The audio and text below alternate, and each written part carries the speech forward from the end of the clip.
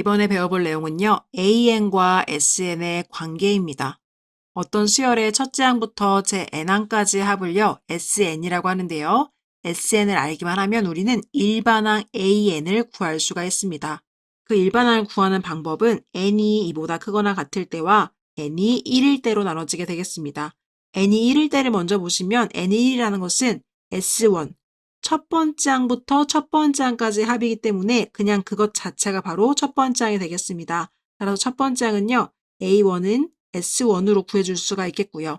두 번째 항부터는 어떻게 구해줄 수가 있냐면 SN이라는 것의 의미가 첫 번째 항부터 n번째 항까지 합이기 때문에 S의 n-1이라는 것은 첫 번째 항부터 n-1번째 항까지 합이 되겠죠.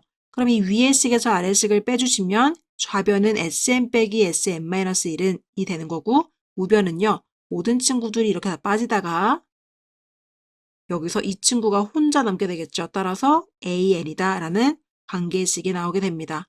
따라서 두 번째 항부터는요. Sn 빼기 Sn-1이라는 관계식을 통해서 일반항을 구할 수가 있겠습니다. 다시 한번 정리를 하시면요. 첫 번째 항은요. S1의 값수를 구할 수가 있겠고요. n번째 항은요. Sn 빼기 Sn-1로 구할 수가 있겠습니다. 그리고 이 공식은요. 등차 수열뿐만 아니라 등비 수열 등 모든 수열에 대해서 성립하기 때문에 잘 기억해 주시면 좋겠습니다. 개념 확인 문제에서는 8번 문제, 9번 문제를 풀어볼 수가 있겠습니다. 필수 예제 13번입니다. 수열 AN의 첫째 항부터 n항까지 합 SN이 아래와 같을 때 일반항 AN을 구하시오 라는 문제가 되겠습니다. 자, 방금 전에 배웠지만 일단 A1은요. S1 값수를 구할 수가 있고요. AN이라는 일반항은요. S의 n 빼기 S의 n-1로 구할 수가 있습니다. 이때는요. n의 값이 2보다 크거나 같을 때 성립하게 되는 거고요. 이 두 가지 개념을 가지고 문제를 한번 풀어보도록 하겠습니다. 첫 번째 문제는요. 일단 A1을 구해보겠습니다. A1은요. S1과 동일하기 때문에 3 빼기 2가 돼서 1이 되겠죠. 첫째 항은 우리가 1이라고 구했고요. 이번에는 일반항을 구해보겠습니다. 일반항은요. S의 n 빼기 S의 n-1입니다. 그럼 S의 n이라는 것은 여기 문제에 나와 있는 3n제곱 빼기 2n이 될 거고요. S의 n-1이라는 것은 바로 n자리에 n-1을 넣어야 되기 때문에 3의 n 빼기 1의 제곱 빼기 2배의 n 빼기 1 이렇게 써줄 수가 있겠습니다. 그럼 전개해 보시면 3n제곱 마이너스 2n 마이너스에 3n제곱 마이너스 6n 플러스 3 마이너스 2n 플러스 2가 되겠죠? 그러면 이 안을 먼저 계산해 줄게요. 3n제곱 마이너스 8n 플러스 5가 되니까요. 다시 한 번 더 계산해 주시면 3n제곱 마이너스 2n에 이 마이너스가 다 분배돼서 마이너스 3n제곱 플러스 8n 마이너스 5가 되겠습니다. 그러면 3n제곱 마이너스 3n제곱 없어지고요. 남는 친구들은 결국 6n 마이너스 5가 되겠습니다. 그러면 우리는 다 구했습니다. 일반항은요. 6n 마이너스 5라고 쓸 수 있고요. 과연 이 우리가 구한 일반항을요. 첫째 항부터 쓸 수 있는지는 n자리에 1을 넣어서 값을 구해보시면 되겠습니다. n자리에 1을 넣어보면 1이라는 값이 나오죠. 그런데 우리가 이미 구했던 첫 번째 항 1이라는 값과 동일하게 일치합니다. 이럴 때는요. 이 일반항을 n이 1일 때부터 사용할 수가 있겠습니다. 따라서 답에다가는요. 그저 일반항은 6n 빼기 5입니다. 이렇게 기재해 주시면 되겠습니다. 그럼 두 번째 문제도 한번 같이 살펴보도록 하겠습니다. 첫 번째 항은요. S1으로 구할 수 있어서 n자리에 모두 1을 넣어주시면 결국 그 값은 4라는 것을 알 수가 있습니다. 따라서 A1의 값은 4가 되겠고요.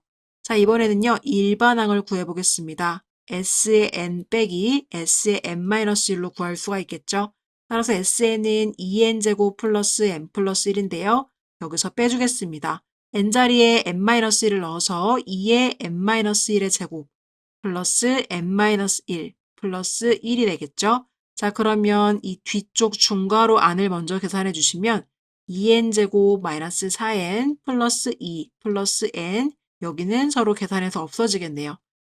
2n제곱 플러스 n 플러스 1에 이 마이너스가 모두에게 분배돼서 마이너스 2n제곱 그리고 여기 1창은 계산하면요. 마이너스 3n인데 마이너스 만나서 플러스 3n 그리고 2는 마이너스 2로 나오겠습니다.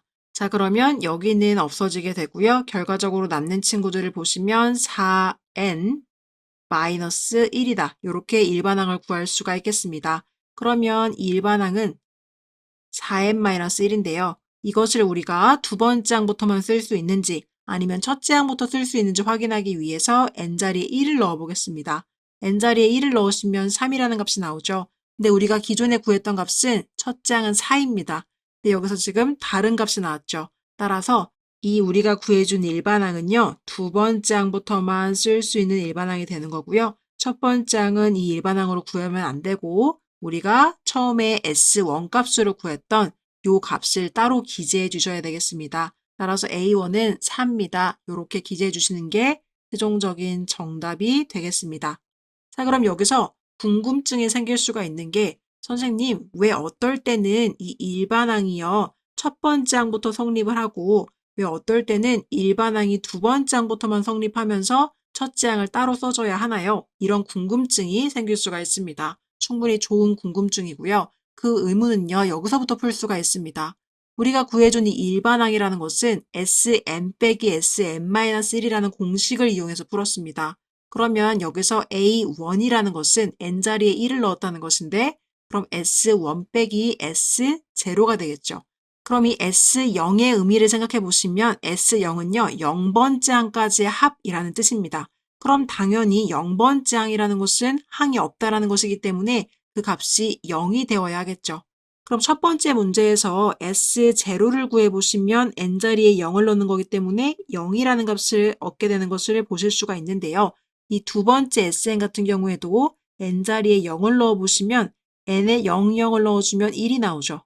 아무 항도 더하지 않았는데 1이라는 값을 갖고 있는 이 친구 때문에 결국 우리가 구하게 되는 이 A1이라는 값이 S1과 일치하게 되는 게 아니라 어떠한 상수값이 이렇게 빠지게 되는 거예요. 따라서 이 S0가 0이 되지 않을 때는요. 그렇게 구해준 일반항은 첫 번째 항에서는 사용할 수가 없게 되는 값이 되는 거고 두 번째 항부터만 사용할 수가 있게 되겠고요.